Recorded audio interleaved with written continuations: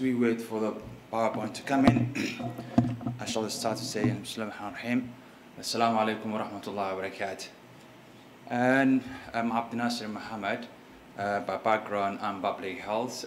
Did my first degree in master's, and I'm now PhD candidate in Lancaster University, UK. And before that, I used to work with NGOs and UN in Somalia for a long time. And today's session,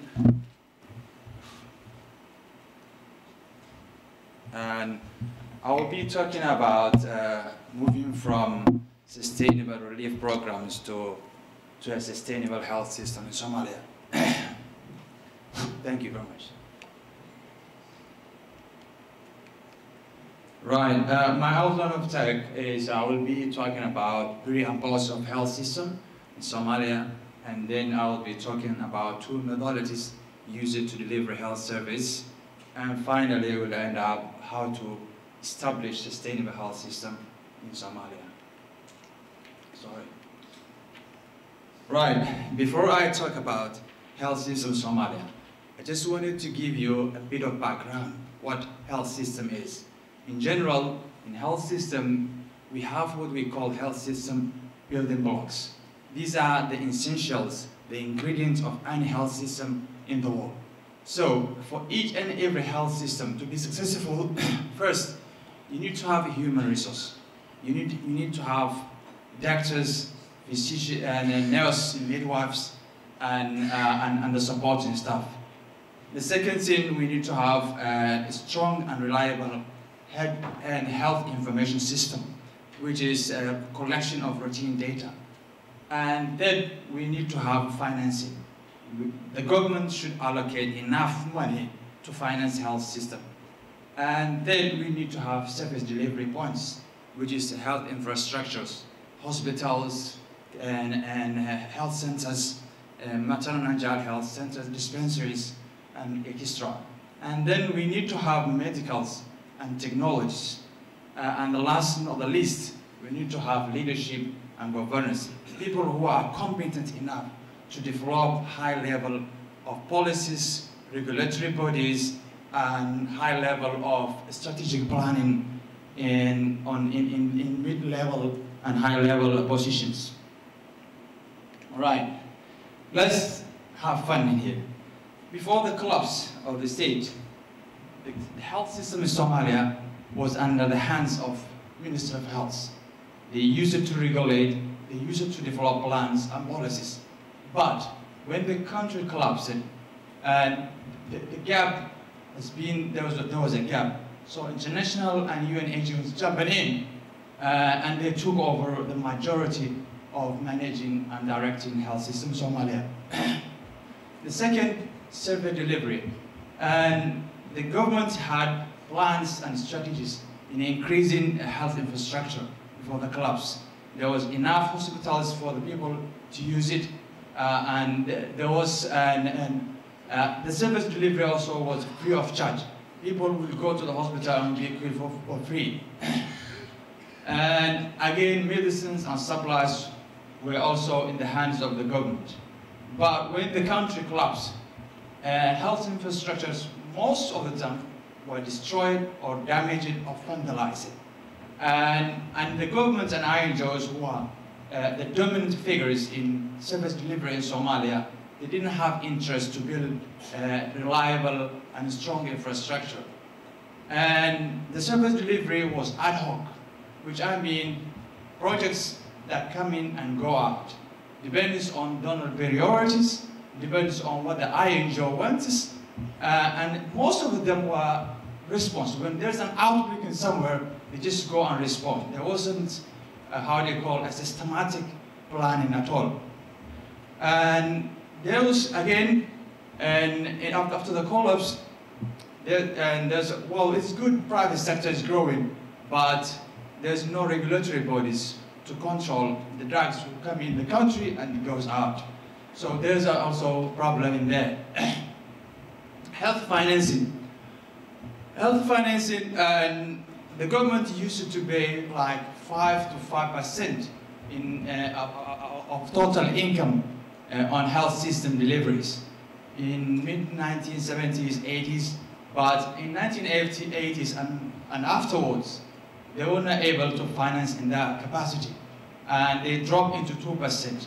But the good thing at that time was the donor aid and donors who normally help Somalia use it to donate the money they have to the Ministry of Health, and those money were used for service delivery. But now, the country, still the finance is dominated by UN NGOs and those existing institutions like Federal Ministry of Health and Somaliland and Bhutan as well. The number they spend on health is less than 5%. But here the problem is, the donors donate money and they give to NGOs. And NGOs and UN use what we call operational costs. 40% of that money goes back to the UN. They have high buildings in Nairobi, they sit there, they use for their salaries. And again, even the medical supplies they intend to buy for Somalia, they buy from other countries. They don't buy from the country. So most of the money goes back again to UN and NGOs instead of going to the people in need. Information. Back in the days, there was a routine data collection, what we call vital statistics. The number of births, the number of deaths, those who are using antenatal care, those who are using, in labor, were all put in the system. And those data were used to inform the policies and the strategies that the government will take in years to come. But now, it seems like, and again, there was research groups. One of them I can mention, like Somali-Swedish research group, and there was Somali National University, who also used it to conduct world-class research. But in the absence of central government, there's no routine data collection for 25 years. Until recently, UNICEF and its partners are interested to do HMI's health information system, and that system is still in a pilot. Although it's working in some areas like Somaliland and Puntland, but still it's not fully operational in all over the country. Human resource for health. The government back in the days had a plan to increase the number of medical professionals. There was medical schools established by the government, nurses, midwifery. There was a plan in place. But after the collapse of the country, health professionals migrated to Western countries. And those few ones who remained in the country went to NGOs, because NGOs, what I will explain in the coming slides, they use what we call vertical programs. Vertical programs means they disease-oriented programs. They just interest for a specific disease rather than the whole problem. So those programs, as you had, HIV in Somalia, one of the highly paid jobs. If you get a chance to work with NGOs, that means your salary will increase and your kind of income and pocket will increase. So majority who remained in the country also went to those sectors, NGOs and those stuff. And this caused what we call the brain drain. The brain drain means they paralyzed the already weak and fragile health system. And thanks to God, there's a rise of private academic institutions in the country. But again, yet, there's no regulatory bodies or there is no help and guidance from MOH. Right, now we're just gonna compare some basic indicators. Those in 1990, this is called maternal mortality ratio. It is used to measure the number of women who died during the pregnancy or after the pregnancy in 42 days. And it shows how severe or risks related to pregnancy. In 1990 in Somalia, the number of deaths due to maternal mortality was 890. If you compare it to Ethiopia, back in those days, it was 950. So the Somali health system were much stronger than the Ethiopia at that particular indicator. But look at what happens at current rate. Ethiopia is 608, while we are 732. That means for every 100,000 live births, 732 women die as a result of maternal health. Or sometimes in Somali we call something like that. So it shows that while our health system was going into the negative direction, Ethiopia was going ahead. And if you look at child mortality, under 5 mortality rate, again, Somalia was better than Ethiopia. If you look at the statistics, Somalia was 103.6, while Ethiopia was 109. And under 5 mortality rate again, and Somalia was 182, while Ethiopia was 197. So again, at this slide, we see in 1990, Somali health indicators were far better than Ethiopia. But after the collapse of the country, it's wrong. Okay. Now look at the comparison of the indicators itself. You can see Ethiopia is much better than Somalia.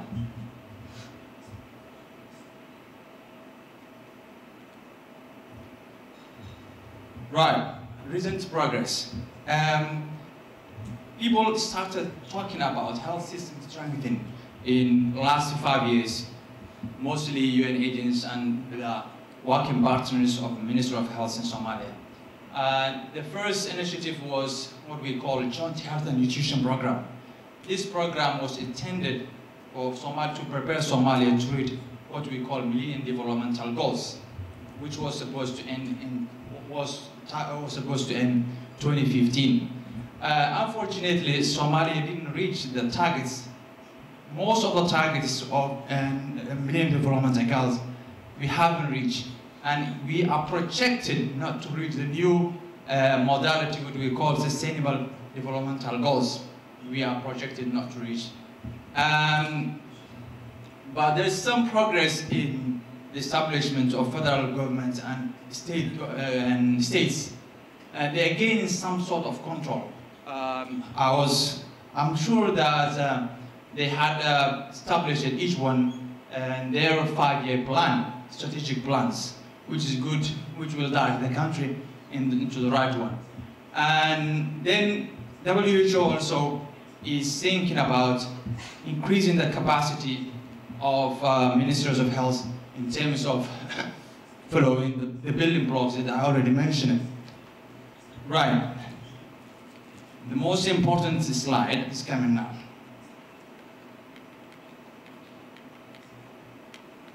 All right.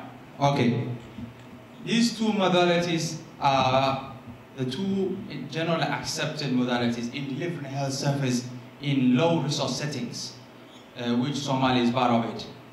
And they complete the two sides. They are complete against each other. The first one, horizontal, is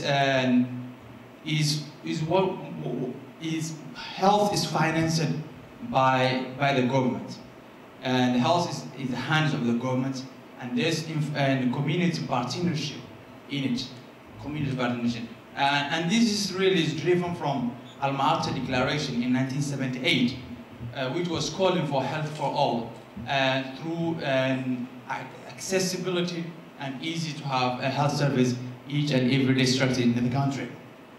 And if you like, if you see the vertical programs, these programs are donor-led, donor-funded programs. In other words, they are string attached programs. They are vertical programs, means they are targeting a specific disease. Let me give you an example. In HIV in Somalia, if you look at the prevalence or the rate of HIV in Somalia, it's less than 0.4%.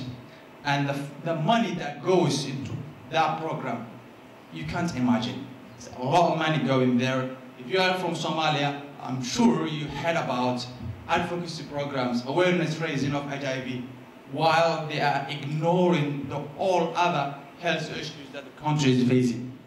So, and okay, the second is community partnership in design and management. And in vertical programs, there's a community ownership in the planning, the implementation, every aspect of it, there's a community involvement. So people own it, while the vertical programs are driven by outside planners and donors. And the second is, it's directed towards a wide range of health problems. Vertical programs, the way they look at it, they prioritize health problems according to the need of the community. What are the problems? And which disease have high prevalence? What's happening in the community? This is what they exactly look at it. But on the other side of the argument, and they are targeted, isolated. They already came up with the mind what they want to do it. Well, we're gonna come and help you on female genital mutilation. We're gonna come and help you on diabetics, whatever. They already set mind what they want to do. They are not considering what the community needs. Horizontal programs, they are prevention focused with curative in it. Well, they have the component of prevention and curative health. So, while vertical programs are only for prevention. All right, they are sustainable without using outside funding. Vertical programs, what this one, if they lose the money or donors become fatigued on funding that program, they have to shift to another program. I think I'm running out of time. All right. So let me go back a little bit. So to have a sustainable health system in Somalia, we need a system that works for all. We need a system that considers what the exact problems of the community is. We need a system that translates to the need, the culture of the community. We don't need things that have been driven from outside of our community. We're going to take an example of transformation from one of the fragile states which collapsed, the health system destructed, damaged, and gone to zero. This is Timor-Leste. We need to take an example from it because the way they decided of moving from a fragile, broken health system to a sustainable, high-quality health system, they had first agreed with INGOs and UN exit strategy. They have said by 20 years or 10 years or maybe 1 year, you guys, we don't need you to do our system. We will take over, but to do that, we need to prepare our people and give the know-how, the capacity to take over the health system. So what they have done, this circle. The first one, it was far-faced. They established what we call interim health authority. This health authority main task was to do assessment. For planners, in order to have a working plan, you need to first do a research. You need to have what the problem is at the first, so that you can translate into a policy and framework. Then the second step, they have formulated policies, frameworks, and regulatory bodies. And the third one, they have designated NGOs to each NGO they have given a district. And that district, they asked them to prepare that district from referral to the hospital, from planning to the implementation. And when that happened, then they took over the whole health system. The government took over, they financed it, they hired those staff who used to work with INGOs, plus international experts. They brought in international experts. And that made the dream possible. And now Timor is considered having one of the best in that area. So, to conclude,